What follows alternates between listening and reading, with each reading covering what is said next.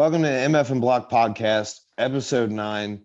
We're gonna get a little serious on this one, and every once in a while that's needed. And also, so Kate and I go back. That's like 30 years. Kindergarten. That's a long time. Yeah. Yeah, we went to school K through 12, and I know when I started following you on Instagram, you were living in one of the Carolinas, I believe. Yeah, we live in Asheville, North Carolina. Okay. And you were in Indianapolis for a second? Did that happen? Yeah, so I left high school. I went to the University of South Carolina. So I was there for like 6 years. Then I went to Indianapolis for 7 years, and then I moved back to the Carolinas to Asheville in 2017. So when did you meet this handsome dude, Kyle? Like 2 years ago. Nice. Yeah. So with this episode, you guys wanted to talk about some difficulties that you're dealing with, and just hurdles in life. And I feel it's very important. I feel like people need to hear this story and what you're dealing with and what could possibly come up, depending on which administrations run this country. Who knows what you guys could possibly, what could make it easier or what could make it harder. And I don't personally know any of that. So I'm very happy to have you guys on, just so I can know. That's the whole point of the show. I just want to know more about things I don't get at all because I don't know it. Well, yeah, thanks for By the having way, let's before we get started, let me introduce my friend Ashley. Well, she's there. Let's go this way. Now I'm pointing to one way. I'm right here. Ashley, I love this girl. She does a podcast, Slay Queens podcast. You should check it out because I did the logo. That's really the only reason Slay anyone needs Queens. to listen to it. But she was on one of the past episodes, and she's guest hosting today. And I Guest thought hosting. you would have some really good input on things that could possibly change depending on who runs this country after like the early part of next year. But 2 weeks. 2 weeks. Yeah. I mean, I have opinions about that. So yeah, I'm glad to be here. Yeah. So you can go ahead, Kate. All right. Well, I guess introducing Kyle too. Kyle, you can't tell from the video, but Kyle is a quadriplegic, and so I guess what we want to talk about is disability awareness and disability rights, and kind of the hurdles that people in our situation have to go through.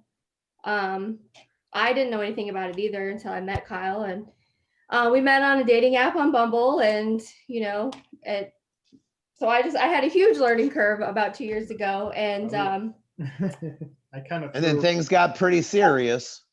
Yeah. Yeah. So I don't really know where to begin, but I guess one of the biggest things that we really wanted to like talk about was like income. Well, I knew you said you like this is a good starting point. You said that you guys had been attempting to get to Louisville, I believe, Yeah. for like a certain treatment or procedure or something that could help you, Kyle. Yeah, you had mentioned that. Yes. So Kyle was injured in what year? 2013? Yeah. So I had my injury. I had a fall about 4 stories, and that was in January of 2013.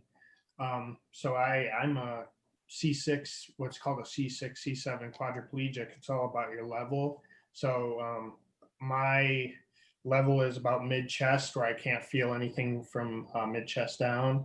But so I'm considered a C6, C7 complete break quadriplegic, which I'm really lucky. I have a lot of movement in my arms, just some nerve damage in my hands and stuff.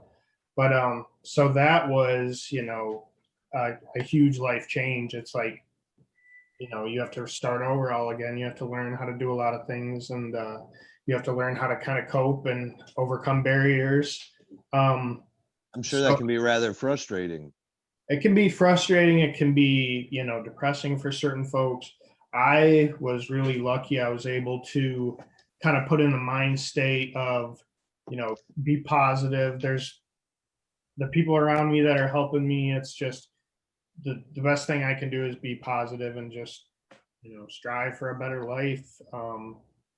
Gotta keep going. You just have to keep going. Well, yeah, two things that are huge in anyone's recovery of anything are a support system and just having a good outlook about it, or at least trying to. So I applaud you for that. Good for you. That's awesome. Yeah, thank you. I mean, I would see some of my old physical therapists, at least one that I worked with for a long time, and he kind of came up to me one time a couple of years ago because I was at the around the rehabilitation facility, and he said, you're one that made it. You pushed through. A lot of people, it's really difficult to. It's such a huge thing. So definitely grateful for that. Hell yeah. But segue that into Louisville is Oh, that yes. Yeah. because of all of this, he had done a lot of research, long before he knew me, to try to see if what's out there, to be able to walk again or to make his life easier. So that's how he found the University of Louisville. They have a spinal cord research center, and they are doing all this great research, and a lot of the funding comes from the Christopher and Dana Reeve Foundation. And for people that aren't aware, Christopher Reeve was the actor that was injured, I don't remember what year, from a fall off of a horse. And so they are the leading fundraising nonprofit for spinal cord injury. So anyway, University of Louisville has this crazy program. They are doing epidural stimulations, and that's basically they implant something into your spinal cord and it sends electro. I mean, we can't explain it very So great, on a previous episode of MF and Block, Sean and I had talked about, I guess he researched an article and found something, it was somewhat of a microchip or something that sends electronic signals or something along, and it was supposed to help with paralysis and spinal cord injuries in general. Yeah, but basically the point is to try to make the pieces of your spinal cord where it's broken still talk to each other. Yeah. So Louisville, I mean, crazy because me growing up in Cincinnati and then having lived in Indy, for him to bring up Louisville was oh, that's so close to home for me, we should go up there. So we went last summer for a whole week, and they have to do a ton of preliminary testing. You're there for the whole week. I mean, it was 8 to 5. It was really intense, and they did all these amazing tests and things to find out, where your certain level is and how they can help. And if you're a good candidate, if you're a good candidate. It's called the Big Idea, epidural stimulation. So we did the 5 days of preliminary testing, and I don't know. And you got, I mean, he got accepted into it, and then. Unfortunately, I had a break during. No.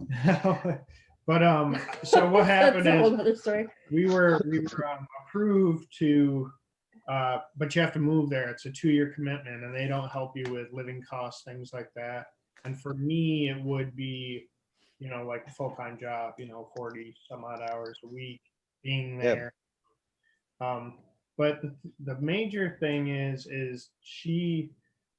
I get a lot of help. I work at a place where I know a lot of the resources for individuals with disabilities in the area. And so I try to not take advantage, but, you take advantage of the programs I'm eligible for. And one of those is called the CAP. Well, hold on. Let's finish the Louisville story. She's going to put me on point tonight. So we were supposed to go to Louisville. And then I have a daughter. She's in 7th grade. She's 12. And so this was last year, and we would have had to move in the middle of the school year. And I had already moved her to Asheville in the middle of the school year from Indianapolis. And she's at, such a tough age that we decided then I don't think I'm quite ready to move, and financially it'll be really tough because I won't, be able to he won't be able to work, and it would just be very Well, complicated. I know you had mentioned to me, because we've had a couple conversations back and forth on Instagram. And you guys are engaged, which you have something in common with my guest co-host, whichever side of me that she's on, she's also engaged. But you had mentioned in a conversation that if it was legally married, if you signed the license and everything, Kyle would lose benefits or just what's helping him just in his daily life now. You would potentially lose that if that was an official thing. We would lose. Medicaid, which is my primary insurance, which is huge. Yikes. Yeah, my Medicaid also covers a program called the CAP, which is Community Alternatives Program, where I'm allotted a certain amount of hours for caregiving during the week. And so she was able to actually be my live-in aide anyway. So I'm his paid caregiver through the Medicaid program. Yeah, so she gets paid, I think it's like 56 hours a week. Yeah. And, without that, for me to have her be my caregiver without getting paid or But the caregiver, the reason that we couldn't get married is because a spouse is not allowed to be a paid caregiver, because the law considers a spouse, me taking care of him is my wifely duties if we were to be married. Which, but then like who pays the bills? That's so fucked up. That's fucked up. That's why we can't get married. Oh, that's like such a conundrum, and it makes no fucking sense. Right, because I can't be his caregiver and have a full-time job. I mean, I do wedding planning, but I like work, with a partner, and it's like it's her business, and I, it's just I can take the weddings that I can handle and my workload and still do this. I can't have a corporate America job like I used to. Right. No. I mean, I left that job when we got serious, and I decided to become his full-time caregiver.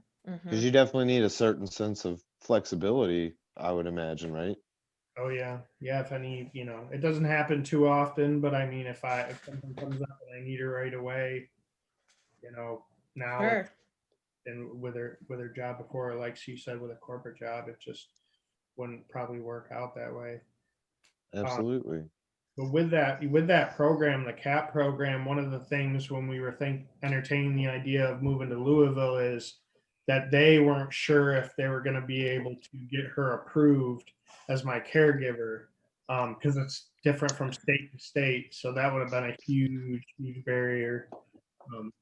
Well, it's a big risk to take, like just going and being like, who knows if I'm going to make any money. See ya. Well, yeah, like how can I move there because his parents live here. So like his parents are huge support too. But if we were there and I can't have a full-time job and I can't get paid as a caregiver and he can't work, like it just, there's no way we could make it. Disability income, but it just, it wouldn't be enough to. Doesn't it seem like a system that's set up to make you fail? What it is, I think it's and there's so many like restrictions on how much you can have in the bank and all this. It's just like they do what they can, but it seems like in certain before your injury, Kyle, what did you do for a living before that? I did a lot of construction and work like that. And you worked for a moving company? I worked for a moving company, when I moved to North Carolina for a while. So everything I really did a lot was manual labor. Yeah, absolutely.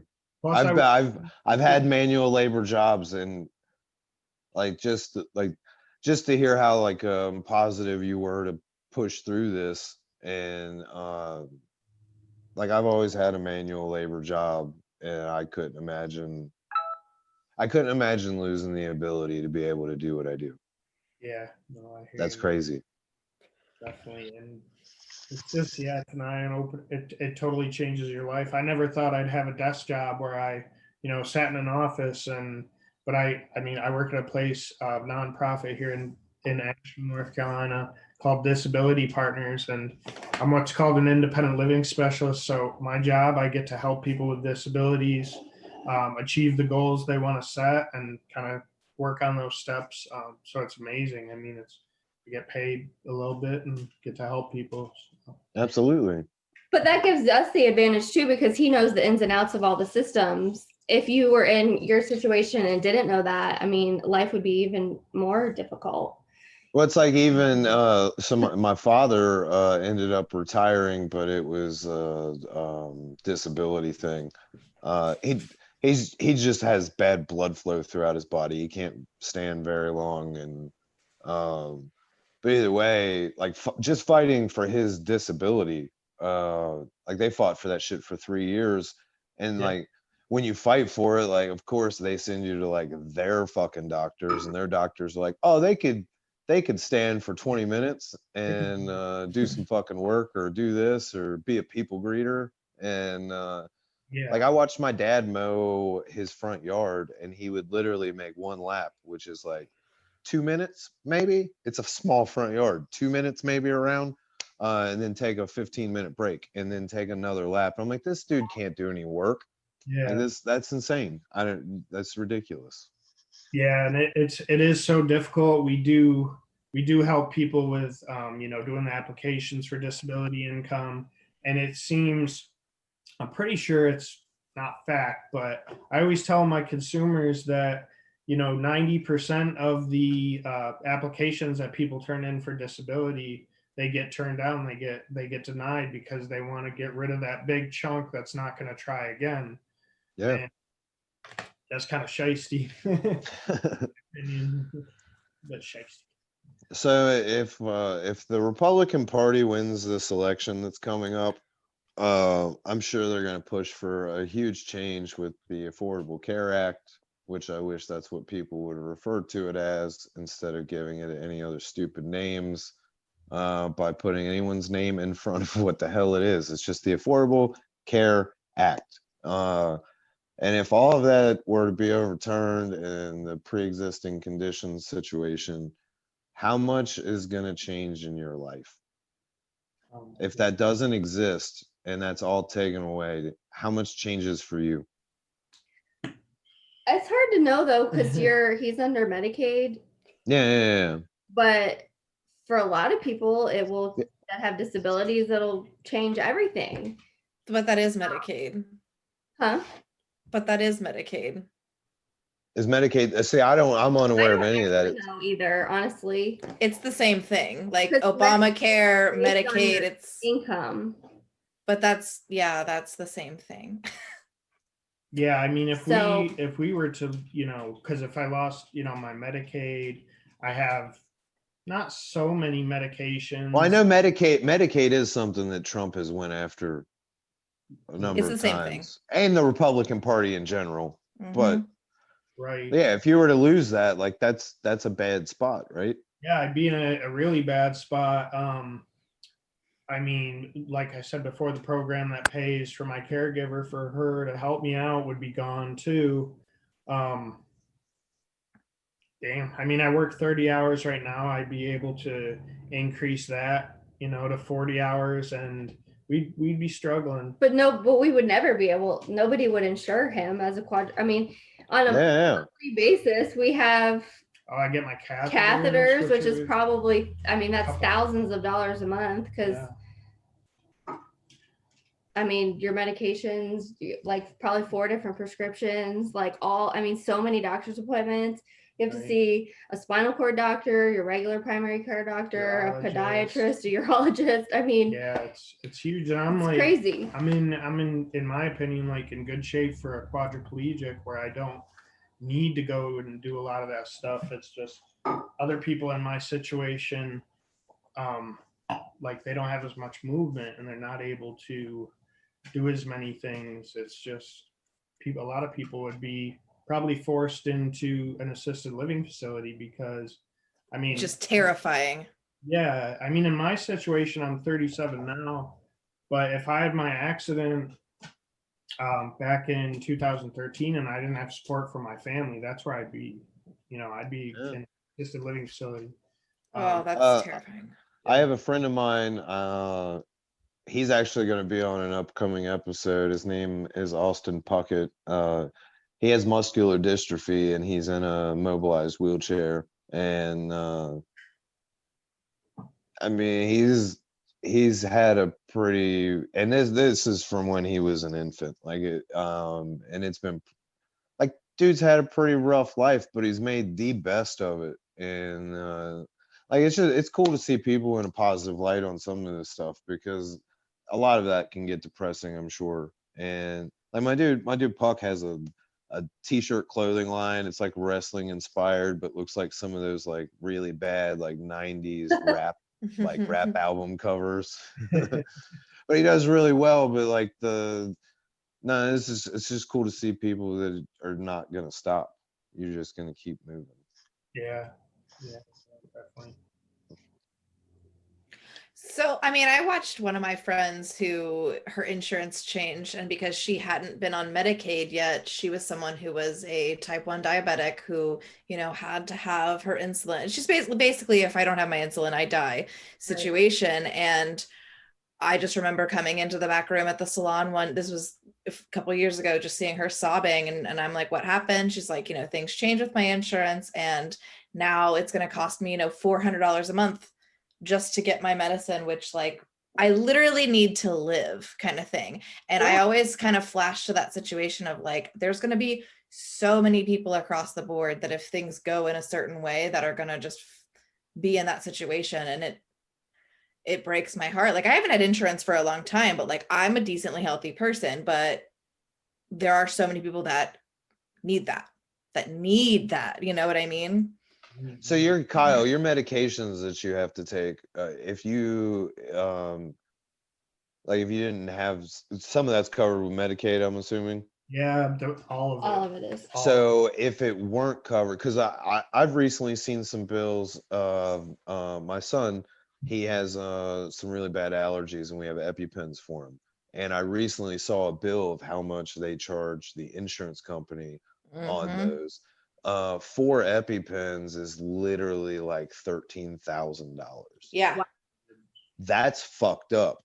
But like your medications, if those weren't covered, like what's the cost of what those would look like, just in case, like I just want an idea for what somebody would be looking at if they lost that and had to pay for that shit themselves. Yeah, and just as you were asking that, I have no freaking idea, because I've always had it covered. Yeah. It would be one thing for me to look into, because I need, just one of them is baclofen, something that keeps me from having spasms in my lower half. I doubt it's cheap. Oh, I'm sure. Yeah. But like you said, like Kate was saying, even the catheters per month, I mean, it's thousands of dollars. I looked at the receipt one time too and was like, this is ridiculous. Like there's just crazy thing medically. It's crazy because I have insurance now. I did have a moment where I didn't have insurance, and what was awesome about that is I fell off a retaining wall and broke my elbow while I didn't have insurance. I remember that. I remember that. So I just thought I sprained it and it was fine, and then 2 weeks later I go to the emergency room and they put a cast on it, and it cost me like it was like $1,600, and then that cast was on for 3 days. I went to a specialist, and he said the first thing we need to do is cut this cast off, man. This thing's been broken for a few weeks now. I'm like, this is so stupid. But like it's really crazy with insurance, because if you're just going to the doctor, like if you just go to the checkup, and there's some people that don't have copays, there's some people that have like a $20 copay for like a checkup visit, right? So you go and you pay your $20 copay, but they charge like for a regular visit, the insurance is charging or the doctors are charging these insurance companies like who knows, like $1,000, right? But like if you go and you're self-pay, because I went to a few self-pay doctor's visits, I get like a 60% discount, and I'm like, how is this even fucking like there's Mhm. like people want to like right now everybody wants to bitch because Biden's son got a fucking job because of who his dad was, but like Trump's entire family works in the fucking White House. Right, making And millions. and like people want to bitch about that shit, but then I'm like, what about this fucking pyramid scheme that is insurance? Does anyone fucking care at all? Yeah, like it's just wild. It's crazy. I get allergy shots, and so I through my insurance they were like $13, and then when I stopped working at my job and I didn't have insurance for a couple months either, I self-paid and they were 19. I'm like, are you kidding me? Like a difference of $6 from my insurance to my not insurance, and like I was paying a couple $100s a month out of my paycheck Yeah. for insurance. Like shoot, it's crazy. Yeah. Like your doctor probably bills your insurance $300 for a flu shot, but like I can go to Kroger here in Cincinnati and get that And shit get for a like gift card. $5. You know what I mean? Yeah, I think and a gift card. there's like a Family Guy scene where the doctor walks in and he's like, "Hey, is it cool if I tell your insurance that I gave you brain surgery?" I'm like, that literally makes so much sense though when you think of like the world we live in. It's Go ahead, crazy. throw something else. Yeah, well, my daughter has braces, and so she got them on in February. So it wasn't that long ago, and the orthodontist was kind of explaining that to me too, because orthodontics isn't really covered under insurance. And so he was explaining the way that it works, and that he's happy that it's not, because he can, you know, when he charges people directly, he doesn't have to mess with the insurance companies and can just charge the normal rate and doesn't have to do all of the crazy, like, I'm going to charge you a bazillion dollars because your insurance is going to pay it. And so it's just like a whole different scenario than doctor's appointments. He probably gets to deal with far less reps. That's so true. Oh, reps are one of the armpits of the world. Jesus, drug reps, I don't care. I agree. Oh man. There is no one more greedy and like corrupt, I feel, other than a politician, but yeah. So Ashley, with this coming up election, if it goes one way or the other, what are some of the things that you and the community that you represent so beautifully all the time, what are some of the things that are on the line with this election in your point of view? I think in just like a general like sum up for most people, it's like someone in my situation who is a female engaged to a female. Most of us just kind of like immediately think of like The Handmaid's Tale and like the whole scene where, you know, they're trying I need to watch escape. that. I still have to watch Well, that. there's this whole I told you I was gonna watch it, and I did not watch it. Because to me it's like I don't like shows that like quote like girls watch, but like I watch this, I'm like, I'm so fucking into this, it's so good. But like there's a scene where, you know, this lesbian couple, they're married and they have a child together, and they are trying to escape to Canada because of the impending doom. And you know, the bank they just look at them and they say, this marriage license is invalid, like you're not married anymore, this isn't a thing. She can go because she's a Canadian citizen, you stay here, and like you get to be someone's like rape toy forever. That's basically, I feel like, what most women in my position feel, because that's what every fucking election that happens, my pending marriage now, you know, before I was not engaged, but now marriage, it hangs in the balance. Yeah, it's always going to be a question mark of like, am I a valid person anymore? Does my family count? You know, that's a huge thing that people don't think about. Like my parents, even, that, you know, oh, I just like him because he's a businessman and he's not a politician. And I'm like, yeah, but hello. Exactly. He's a really bad businessman. Right? Like, how can you support this dude with all this shit he's done and all this, you know, lying and all? And like anti-feminism, like I'm not like a huge like feminazi, but the things that he says about women, like, come on, just that alone, I don't know how. Women that have accused him of rape, I understand how in the world he's not even like, how is he not in prison? Like, how is he? He should be in prison. It's women and it's men who have daughters, which I would venture to say takes up probably 70% of the population at least. I don't know. So one wild thing for me, and I mean this goes back to 2016, and it's beating a dead horse a little bit, but like the Right. locker room talk fucking Mhm. phrase. Yeah. Here's the problem that I have with that. I played sports growing up. I wrestled in high school for a minute. I played football in junior high for a little bit. I was around locker room talk, and Kate and I grew up together. We know how many people we went to high school with that feel like they grew up on a fucking ranch in Texas. But it was Harrison, and they were And fucking the Confederate flags off But of the it's so back of true. the truck. It's so true. like it's ridiculous. And but so Yeah. I was in locker rooms with jocks, like straight, like legit jocks that went on to play sports in college. And like I heard locker room talk. Like I never heard any shit like that. No. Like I heard some wild shit, and like people talked about sex, but it was like they talked about like something that have like a night of sex. You know what I mean? Like that's what they would talk about, like how crazy this girl was and she was down for everything. Like there was never like a Yeah. Who I was just ripped she? her. Yeah, Like, but there who was- was she? It's like, oh no, you don't know her. She goes to another school, man. I met her at summer camp. I would ask names, but I was overweight in high school and I really just wanted to play music with my friends and smoke weed. I was gonna say I did not remember you as an athlete in high school, but No, I wrestled. I think it was like my freshman year. I wrestled for a minute. No, it was just, here's the deal. Practice. I'm with Allen Iverson, man. Practice. I just want to play the game. I was practice. I played high school for a little bit, or played football, and they make you do this like bear crawl thing where you like run on your hands and feet. Oh yeah. My body's not built to do that. That's you played football in high school too. Do you Yeah, remember?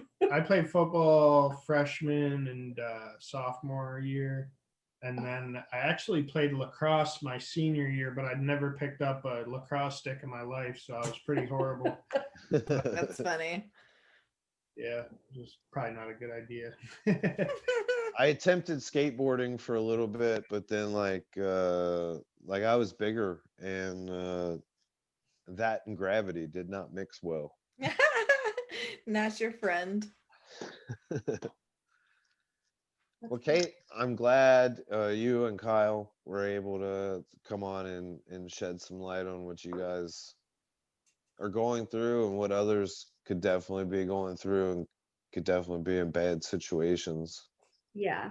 And it could also be a positive situation, because I was going to say before too, like with the disability and stuff, the way that it is now, those laws with the income limits haven't changed since the 70s. Yeah. Jesus. There's That's So worse than minimum wage. Forced to live in poverty, because if you make too much money, you lose everything. And so it's this whole system. But hopefully, you know, with new administration that may be more progressive thinking, like some of those income limits and stuff could change too, to match the current, you know. Do you feel like with Times. that not raising since the 70s, because sometimes I'll get a little I'll look a little too deep into some things the government does, just as like systematic type things. But is that, with that not raising since the 70s, I mean that's got to be some systematic suppression, right? Yeah, I mean, for it to have the income limit, or not the income, but the amount you have in the bank be $2,000 or under since way back in '73, I mean, it's time that needs to be updated. You know, with the cost of living now, that should be updated. Like with that being not raised since, and this is just me, I can't stop once I get on something. I have a story to tell about this first, like With a that- short one. With that being not raised since then, like that's just it's like your modern day public asylum, essentially. It is. You know what I one time went to court to fight a traffic ticket because I'm that kind of person. I went anyways. However, I'm sitting there and like you're waiting and like you're seeing all these other people like go up and like say their little piece. And this one guy, he was, this young Black guy.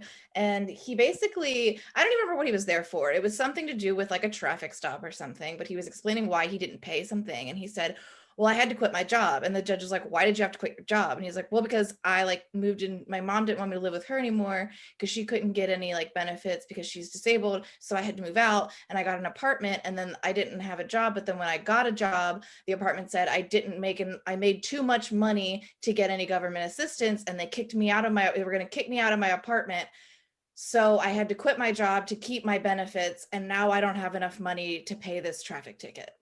And the judge literally was like, looks at all of us and he's like, this is what's wrong with our system right now. And I was like 19 years old, like, holy shit, dude. But that's exactly what's wrong. Like, I mean, he could have a job that he works full time and makes more money, but he works like the absolute maximum number of hours at the maximum pay rate that he can to still be qualified for everything. So it's like, because if you worked more, then you wouldn't be qualified and then you wouldn't be able to afford everything. So it literally is just a system made to keep people in poverty, like you said.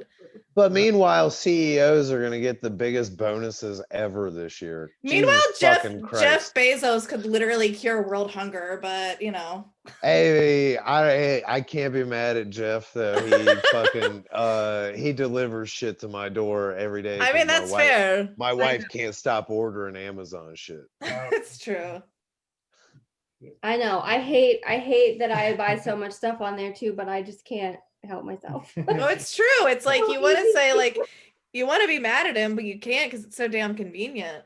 Well, like I've been taking a lot of so I loosely finished college at some point, but like I tried really hard to finish a whole lot of times.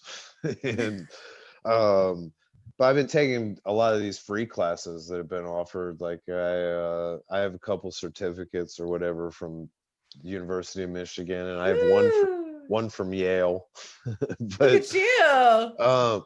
But it's just classes, but it's more along the lines of like helping me understand life. Like the job I have now has helped teach me a lot about myself, which is cool to happen in your mid-30s. Like that's really where mid-30s where you really want to learn about yourself. Like, this would have fucking helped out like 12 years ago. Right. But Could have saved well, right? But like my current job's taught me a lot about myself, and more along the lines of like how I react, because I'm full of energy all the time. Like and my reactions absolutely reflect that. And sometimes I can go overboard. Like I can definitely react overboard to a lot of things, and you don't need that in the workplace. Not that makes at all. sense. And I've definitely done that. I have flipped out on plenty of people, but it's just life. But I'm figuring it out, and I'm doing a lot better at it. So good for yay! That's awesome. Cheers. I'm really trying.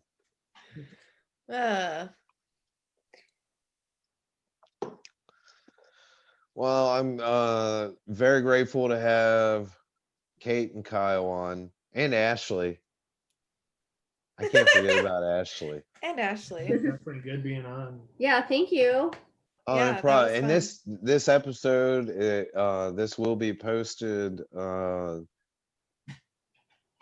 I'm still kind of deciding. It may be like it may be like the late week right before the election, or I might just drop this on the 2nd just because.